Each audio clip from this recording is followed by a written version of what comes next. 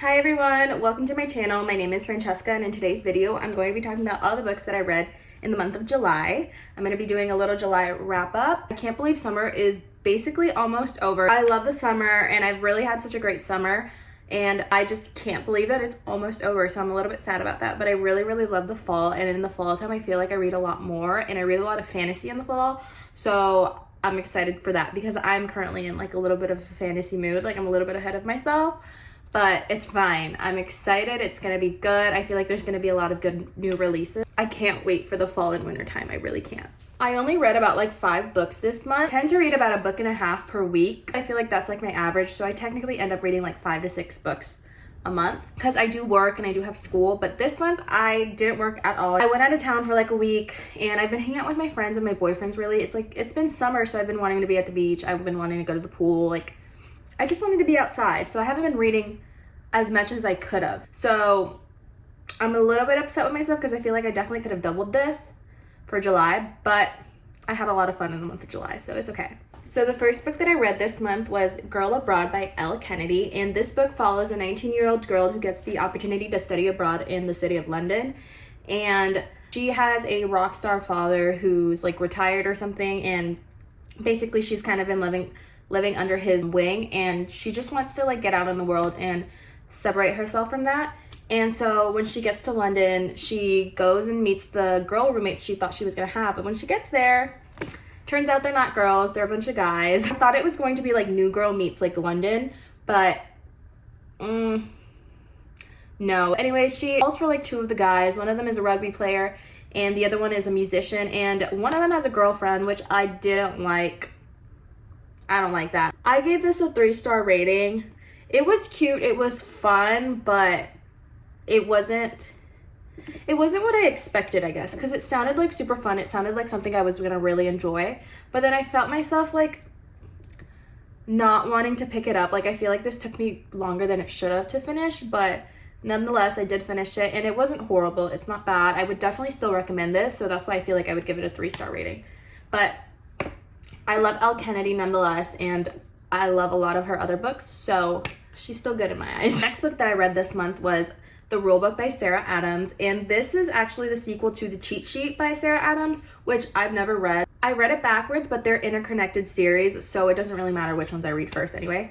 But I did love this one. I gave this a 4-star rating on Goodreads. This follows a sports agent who has been making her way in the world, and she finally gets like a really good job opportunity to be a sports agent for this super popular NFL player. I think she was going over her emails and she was reading who the NFL player was. She found out that it was her college boyfriend from like 7 or 8 years ago. She was really scared. She didn't want anything to do with him. He didn't want anything to do with her. She was the one that broke up with him, and so in his eyes she's like #1 enemy, and he absolutely hates the idea of having her as his sports agent. But it's a really good opportunity for her. It's her first major client, and she is not giving up on this. They decide to work together, but in order to work together they made this like rule book, but they were being kind of petty when they were making it. It was really cute. It was really fun. I finished this really fast. That's one thing about Sarah Adams. I absolutely love all the books that I've read by her because they're super quick to read. They're super fun. I always love them. I think I've given every single one of her books a 4-star rating. Love her. I will read anything by her. I recommend her 100,000%. This was a 4-star in my eyes, and I loved it. I loved it. I loved it. So in the month of July, I have been rereading one of my favorite series that I haven't read in about 2 years, and the whole reason I'm rereading it is because I finally got one of my best friends to read this series, and she's absolutely loving it. She's literally texting me right now about the books as she's reading them, and she's giving me these like live updates, and I love it. I'm eating it up. She's eating it up. I'm eating up her reactions, and it made me want to get back into the world of A Court of Thorns and Roses by Sarah J. Maas. Everyone and their mother has talked about this series. It's no surprise. This is not a new book to the book talk community or the booktube community. She's a staple in, I want to say, every person's library.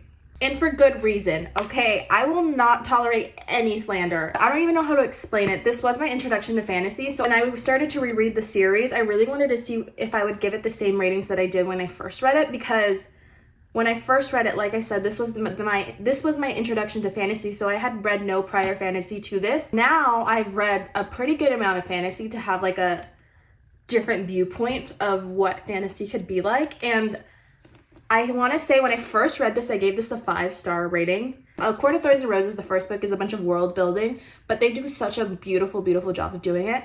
But as I reread it, I think I want to give it a 4-star just because I've read other books now where I feel like it could have been just a little bit better, but I still would never change anything about this because the rest of the series as a whole, I think will always be a 5-star series for me.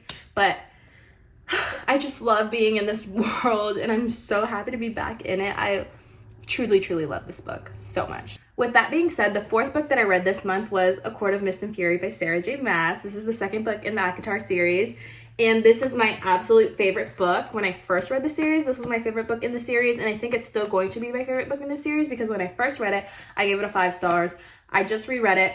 It is still a 5 stars in my eyes. The way Sarah J. Maas describes the city of Alaris makes me feel like I am in the physical pages of these books. It makes me feel like I'm seeing the stars in the sky. I feel like I'm on the street with freaking Rizan and Farah, like just walking with them as he's like describing everything that he loves about the city of Alaris and she's taking it all in. Valaris, I think, is based off of a city in Switzerland, so I hope to visit that place one day because this truly just holds such a special, special place in my heart, and I just love it. I love her. I love the city of Alaris. I love Reese. I love this series so much. I'm actually on the 3rd book right now, A Court of Wings and Ruin, and I'm so excited because that was also, I think that was my 2nd favorite of the whole series. I think I gave it a 5 stars as well. I'm pretty sure I gave a 5-star to every single book when I first read it. ACOTAR, the first book, is a 4-star now. This is still a 5-star. I think A Court of Wings and Ruin might still be a 5-star for me. Just nothing compares. Nothing compares to this. And I love them so, so much. I love these characters. I love this world. I need the 6th book to like hurry up because she's been teasing it for way too long. Like, what's going on? I will recommend the entire series every single time. Anytime anyone asks about this series, I get so giddy, I get so happy because I just love it. And it's not overhyped. I don't care what people say. This series is not overhyped. It deserves all the hype it gets. This video is just going to be me praising ACOTAR for like 10 minutes and I'm fine by that. I'm sorry. So the last book that I read this month was Magnolia Parks by Jessa Hastings. This book is about Magnolia Parks. Magnolia Parks is one of London's like biggest like socialites in this world. She dated this guy named BJ Ballantyne, who is another one of London's like highest socialites. Everyone knows him. Everyone knows them. Everyone knows their relationship. They dated for quite a bit. They were friends growing up, but they broke up a few years ago because BJ cheated on her. It shows their relationship a few years post breakup and what they're kind of in. They're kind of in like a little bit of a situationship. Like they still love each other deeply, but they're so hurt by each other that they don't know what to do. Magnolia doesn't know what to do because she loves him so, so much, but he hurt her so, so badly. And so they're kind of in this like really toxic situationship. So I felt like I wasn't going to really like that about it because I just don't like cheating. Like, and there's a bunch of miscommunication. There is a big miscommunication trope within this series, which I hate. I hate miscommunication. It is the worst. Cheating and miscommunication, I hate. And this book both has it, but I still gave this a 4-star rating because I loved it. The way Jessa Hastings writes is just, it's just so effortless. When I was first getting into this series, all I would hear was that this was like Gossip Girl set in London, and Gossip Girl is one of my Gossip Girl is my favorite show of all time. And this definitely, like BJ and Magnolia were 100% giving me Chuck and Blair vibes, like 100% through and through, they were giving Chuck and Blair vibes. But, I don't know, maybe I need to read the whole series to fully fall in love with BJ, but in Gossip Girl, I hated Chuck so much in the beginning, but then he had the best redemption arc, and I loved him. By the end of the series, he was like one of my favorite characters. I loved him.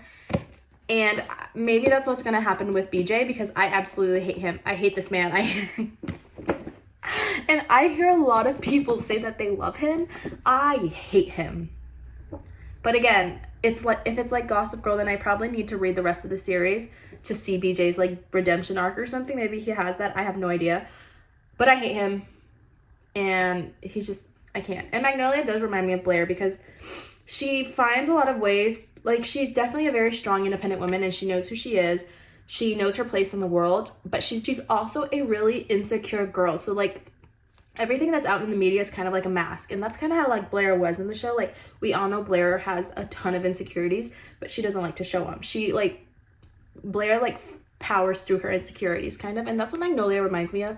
And Blair's love for Chuck reminds me of Magnolia's love for BJ, because we all know Chuck. I mean, if you've watched Gossip Girl, you know Chuck did a lot of wrong to Blair, a lot. Her love for him is just so strong, and I feel like that's what Magnolia reminds me of, because even though she knows BJ hurt her so bad, she just can't stop loving him, and I feel like that's so sad. But I don't know. They definitely give Blair and Chuck vibes. So if that's the case, I'm probably going to love this series so much. I do have Daisy Hates. I want to read that really soon. And I heard that's like the fan favorite, so I'm really excited about that. I think, well, Daisy Hates is about Daisy Hates' story, but the Magnolia Parks, it's like weird because it's called like the Magnolia Parks universe, but then there's like, I think there's Daisy Hates books. There's like the Hates books, and then there's the Magnolia Parks books. So they're like separate, but they're together. And that's where I get a little bit confused, but whatever. I have Daisy Hates. I'm going to read that next, hopefully soon.